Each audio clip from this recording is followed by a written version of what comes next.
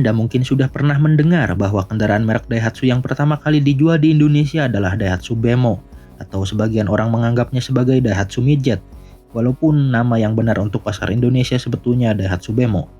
Namun bagaimana ceritanya sampai saat ini kendaraan Daihatsu menguasai jalanan di Indonesia? Kami akan bahas riwayatnya pada video ini.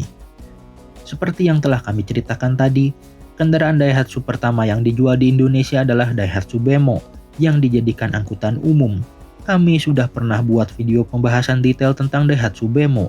Silahkan pencet tulisan di pojok kanan atas apabila penasaran. Daihatsu Bemo pertama kali diproduksi di Indonesia pada bulan Juli tahun 1962, yakni di PT Pabrik Diesel dan Traktor yang berlokasi di daerah Cawang, Jakarta Timur, milik seorang pengusaha bernama Tayyip Muhammad Gobel. Bemo-bemo tersebut kemudian didistribusikan oleh sebuah perusahaan milik pemerintah bernama PNPR Lepin Karya Yasa. Namun hal ini hanya berlangsung selama beberapa tahun, karena kemudian pada pertengahan dekade 1960-an, produksi bemo tersebut dihentikan, mungkin tidak menguntungkan. Keluarga Gobel sendiri kemudian lebih fokus jualan alat-alat elektronik, bahkan hingga sekarang. Setelah produksi bemo di Cawang dihentikan, bemo kemudian diimpor secara build-up langsung dari Jepang. Yang menjadi importirnya adalah Diamond Trading Company. Diamond apa Diamond?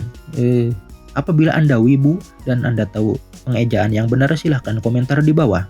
Dari namanya dapat diduga bahwa itu adalah perusahaan Jepang. Selain mengimpor Daihatsu Bemo, perusahaan itu juga mengimpor produk-produk Daihatsu yang lain, seperti Daihatsu Compagno, Daihatsu Berlina, Daihatsu Highland, Daihatsu Hijet generasi pertama, Daihatsu New Land Cab yang sebetulnya adalah Hijet generasi kedua, ya itu dua generasi memang sempat dijual bersama-sama, dan truk Daihatsu V200 yang merupakan leluhur dari keluarga Daihatsu Delta. Di antara sekian banyak produk tersebut sepertinya mayoritas tidak laku, sehingga tidak banyak yang terlihat beredar di jalanan. Yang laku hanya Daihatsu Bemo saja. Pada tahun 1969, pemerintah Indonesia mengeluarkan aturan bahwa impor kendaraan harus dilakukan oleh perusahaan dalam negeri, sehingga kemungkinan besar kegiatan Diamond Trading Company juga tamat sampai di situ. Impor kendaraan Daihatsu kemudian berhenti selama beberapa tahun, hingga kemudian pada tahun 1971, PT Astra International mengimpor 624 unit Daihatsu Highland Pickup, yang konon rencana awalnya Daihatsu akan mengekspor 624 unit tersebut ke Afrika Selatan, namun tidak jadi. Unit sisa itulah yang diimpor ke Indonesia oleh Astra dan ternyata laku, sehingga mereka berpikir bahwa prospek mobil Daihatsu sebetulnya tidak jelek-jelek amat. Astra International sendiri dimiliki oleh keluarga Surya Jaya yang sudah jualan kendaraan merek Toyota sejak akhir dekade 1960-an. Kemudian pada tahun 1973, Astra International akhirnya menjadi agen tunggal kendaraan Daihatsu di Indonesia. Produk Daihatsu yang dijual di Indonesia di masa ini diantaranya adalah Daihatsu Velomax dan Daihatsu Hijet S38. Konon awalnya kendaraan-kendaraan tersebut diimpor secara build-up, namun pada tahun 1974, pemerintah Indonesia melarang impor kendaraan secara build-up, sehingga kendaraan-kendaraan tersebut kemudian diimpor dalam bentuk setengah jadi atau semi-knockdown, yang kemudian perakitan akhirnya dilakukan di PT Gaya Motor, yang saat itu juga merakit kendaraan-kendaraan merek Toyota. Pada tahun 1978, didirikan suatu perusahaan baru bernama PT Daihatsu Indonesia, yang bertugas untuk merakit kendaraan-kendaraan Daihatsu secara CKD untuk pasar Indonesia. Mungkin mereka sudah bosan numpang di Gaya Motor. Perusahaan tersebut mulai beroperasi pada tahun 1979. Kendaraan pertama yang mereka produksi adalah Daihatsu Hijet generasi kelima yang dikenal dengan nama Hijet 55 Wide. Di Jepang, Hijet 55 Wide bentuknya seperti ini.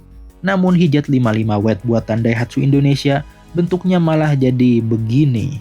Ini benar-benar kotak, tapi ini maklum saja, ini produk pertama, jadi sepertinya mereka memang baru belajar. Kemajuan berikutnya terjadi pada tahun 1982. Didirikan sebuah pabrik untuk memproduksi mesin-mesin kendaraan Daihatsu bernama PT Daihatsu Engine Manufacturing Indonesia yang mulai beroperasi pada tahun 1984. Kemungkinan besar mesin pertama yang mereka rakit adalah mesin 1000 cc milik Daihatsu Hijet. Kemudian pada tahun 1987, Astra International menciptakan anak perusahaan baru bernama PT Nasional Astra Motor untuk menjadi agen tunggal Daihatsu di Indonesia, agar keagenan tersebut tidak dipegang oleh perusahaan induknya lagi.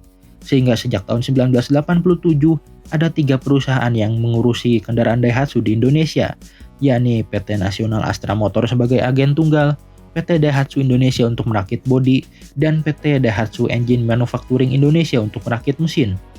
Ketiga perusahaan tersebut kemudian digabung menjadi PT Astra Daihatsu Motor pada tahun 1992 yang tugasnya jadi banyak sekali, mulai dari merakit mesin dan bodi kendaraan sampai menjual kendaraan-kendaraan tersebut.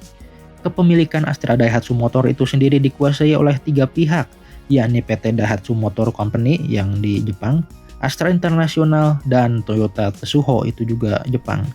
Saat ini Astra Daihatsu Motor menjadi produsen kendaraan bermotor dengan volume produksi terbesar di Indonesia karena mereka memproduksi spesies-spesies mobil yang paling laku di Indonesia. Dan mayoritas produknya tidak hanya diberi merek Daihatsu namun juga diciptakan kembarannya dengan merek Toyota. Di antaranya Toyota Agya dan Daihatsu Ayla, Toyota Calya dan Daihatsu Sigra, Toyota Avanza dan Daihatsu Xenia, dan belakangan muncul spesies baru yaitu Toyota Veloz.